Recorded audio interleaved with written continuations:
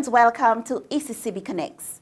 Remember, ECCB Connects is produced by the Eastern Caribbean Central Bank to help you understand who we are, what we do, and how we serve you.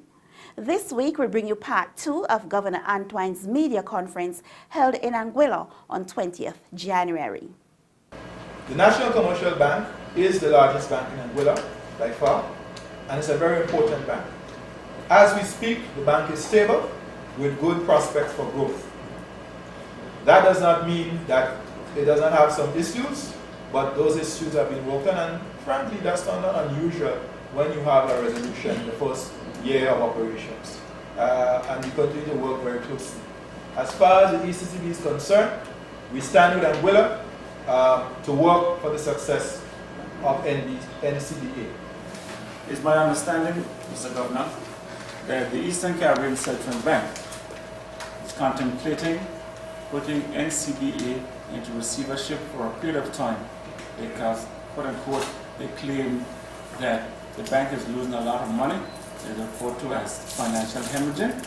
Could you share in the right hand? Absolutely false. Absolutely false. NCBA, and I just explained to you that NCBA is in fact will soon have close to another $90 million thereabouts, which is an injection in capital to be able to assist it going forward. We have to be very careful. You know, a bank is not a supermarket. When these very scandalous rumors go around, you can call the bank. And I ask myself, if NCBA gets hurt, who is hurting? Is it the depositors? Is Anguilla? That is in no one's interest. And I would want to urge persons who are peddling those rumors to cease and desist. Cease and desist. Because ultimately, it is suicidal. It is suicidal. It is hurting your own best interest. There are close to 40,000 deposit accounts in NCBA. Failure is not an option. And we are absolutely not considering that. Like I said, the additional liquidity needs are going to see significant augmentation with the money that's coming. But we have no plans to do that. That has not entered on. We have not discussed it. That's not on the table. My question is, are we going to be able to open the other branch of NCBA? All I will say on that is that matter has been revisited. We did invite the NCBA to provide us with some additional information. Much of that has been submitted, and we expect another submission soon. And in light of that, we have revisited our position on this matter. And I want to make the point for us, in the central bank, initially we said we did not want you to pursue that because of cost considerations. We believe that the bank is addressing its cost issues, and at the same time we believe it is imperative that the bank address the customer issues and customer service issues. As a result of which, I anticipate that the bank will make an announcement shortly.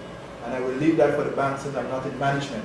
But your pleas and your concerns have been heard. So there are other options for resolution, because we've heard about this option for resolution. We still don't, in Anguilla, we still don't understand the full gamut of this option for resolution. We have not seen in black and white what this resolution option entails. But we've also known that Minister Dudley, the former Minister for the Overseas Territories, have said that he had provided other options for resolution. We have not seen those options for resolution. Of course, the ECCB would have provided this option for resolution, but I thought it would be prudent and transparent that the people of Anguilla would have seen all of the options for the resolution of the indigenous banks. You really would have to address that question to Minister Dudridge, because I'm not sure of what you speak. But I will say this. I will say this. One option that was considered or was touted by some was cents on the dollar for domestic depositors. And the Monetary Council said absolutely no. It was very clear on that. Full protection of depositors. And who did that come from? Who did that suggestion come from, Mr. Banks? So hold on. So I'm just saying, ultimately, the Monetary Council came down very clearly, full protection for depositors, the domestic depositors, which is what the central bank is responsible for. And that's what we ended up with. Yeah. Mr. Banks, who did that suggestion come down from? What suggestion? You said the suggestion was cents on the dollar as a yeah, reason. well, as you would have been aware, because you were part of the previous government, When the report was done by the British government, it was financed by PW, Pricewaterhouse. Never seen that report. Yeah, well, you may not have seen it, but it was a part of the documents provided by your government. It showed a continuum of how this matter would be handled. Are you willing to provide that document? The document is provided a number of times, not the entire document. But if, since it was provided in my government, I would love to see Well, it. you could ask Mr. Hughes for it, if possible. He has never seen it either. The way this thing works is that it's a continuum. You can have total liquidation, or you can have government support or some other agency support to bail out the banks. Full bailout or bail-in. Now, that's the continuum. The British government in their presentations were suggesting that perhaps you should be at the other side of the continuum, where you have a bail-in where customers would lose money on their deposits, percentage of their deposits. This government, working with the central banks, agreed with them that low customers' deposits should be guaranteed 100%. So that is the option that we took, and the resolution that is in place is a resolution that fits with that option. We know, it's in the public domain, that a letter came from the Deputy Governor of the Eastern Caribbean Central Bank in I believe the 6th or 7th of November of 2016, asking for a number of different areas to be addressed by the bank, by the CEO of the bank, Mr. Bird. The letter was copied to the Chief Minister, Mr. Banks, and it was also copied to the Chairman of the National Commercial Bank of Angola, Mr. Calder Petty, where it said that it's in response to liquidity support. So it says to me, when I see a letter saying they need liquidity support, that the bank is experiencing liquidity concerns. Banks from time to time have issues with liquidity.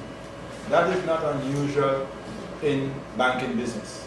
The central bank works with banks every day, and if they have liquidity, they either go to another bank and get it, or they come to the central bank. That is part of the role of a central bank. The Lombard facility is provided if you have a need. So that's point one. That is not unusual. It happens in banking business. Secondly, time of year. During that time of year, going into Christmas, there is a heightened demand for liquidity. People are stocking up, people are buying stuff and so on for the Christmas vacation and so on. So that, as I said, we've seen that before. Thirdly, the question of liquidity, we have asked NCB for certain things. They have provided us with certain responses, and like I indicated a little earlier, the additional monies that are coming in, which frankly spoken, it was expected would have been in earlier. For example, the funds flown from Bank of America, that's been going on for a little while. Those funds should have been available to NCB months ago. The disbursement that I spoke about from the government through the CDB, those funds were disbursed to the central bank in December. And once we have completed the paperwork, which is being done now, will be sent to NCBA. The liquidity situation has improved, and it's expected to improve as these injections go in, which will go in very soon. Governor, what sort of assurance can you give us here, which by right other Angolans are hearing, that even though we know ECCB is a regulator, that ECCB is working closely with the government of Angola in ensuring that NCBA not only survives, but that it grows, and that it will actually add value to the ECCB currency? We are very vested and invested in the future viability of NCBA. Make no mistake about it, we worked very hard, very long hours before my arrival as governor, with the team there, including people like Sean, Deputy Governor, the former governor, and all of the great supply, many of us. We worked with the IMF, World Bank, CDB, the UK government, obviously the government of Angola worked very hard, Chief Minister, the Financial Secretary, PS Finance, a lot of people, and of course the patients of the staff of the banks. So it's been a big team effort. And as far as the ECCB is concerned, we stand with Angola on moving forward on NCBA. We stand with Angola on moving forward with NCBA. We understand the absolute importance of success, not just for Angola, but for the currency. You're watching ECCB Connects, protecting our currency, developing our region. And now for this week's financial tip. The only practical way to take control of your spending and to make sure you are using your money wisely is the budget. So, create a budget that will guide as to how you spend your weekly or monthly income. And then stick to it. To view any episode of ECCB Connects, anytime, any place, at your convenience, check out our YouTube channel, ECCB Connects. This brings us to the end of another episode of ECCB Connects. Thank you very much for joining us, and do join us again next week when we'll be back with another program.